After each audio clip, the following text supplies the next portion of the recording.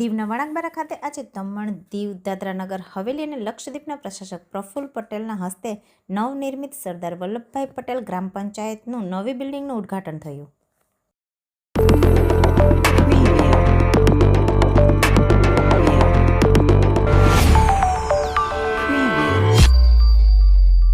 કેન્દ્ર શાસિત પ્રદેશ દીવના વણાકબારા ખાતે બનાવવામાં આવેલ નવનિર્મિત બિલ્ડિંગનું પ્રશાસક પ્રફુલ્લ પટેલના હસ્તે ઉદ્ઘાટન કરવામાં આવ્યું. આજે બપોરે ગોમતી માતા વિસ્તારમાં સરદાર વલ્લભભાઈ પટેલ ગ્રામ પંચાયતનું ઉદ્ઘાટન સંઘ પ્રદેશ પ્રશાસક પ્રફુલ્લ પટેલે રિબિન કાપી વિધિવત લોકાર્પણ કર્યું હતું. આ પ્રસંગે સરદાર વલ્લભભાઈ પટેલ ગ્રામ પંચાયતના સરપંચ દમયંતીબેને પ્રશાસક પ્રફુલ્લ પટેલને શાલ ઓઢાડી નારિયેળ આપી સ્વાગત કર્યું હતું તથા પંચાયત સદસ્યોએ પ્રશાસક પ્રફુલ્લ પટેલને પુષ્પગુચ્છ આપી સ્વાગત કર્યું હતું.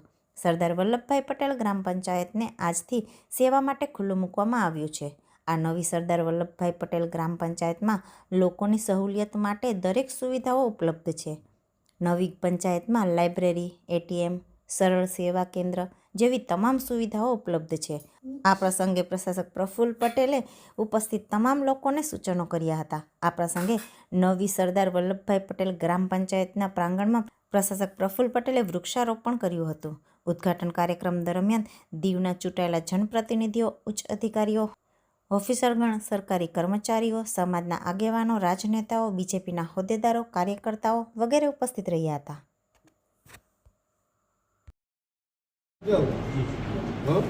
ગમે તે રહી random checking neat and clean હોવું જોઈએ.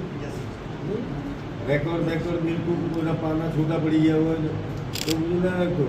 કોઈના કોકની જમીન કોકના નામે ના કરે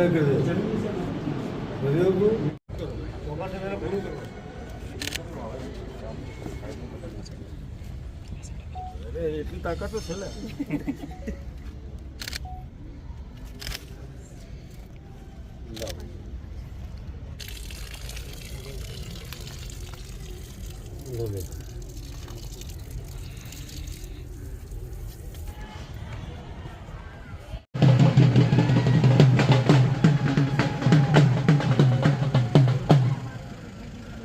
નમસ્કાર, મારું નામ દમયંતી નાનજી.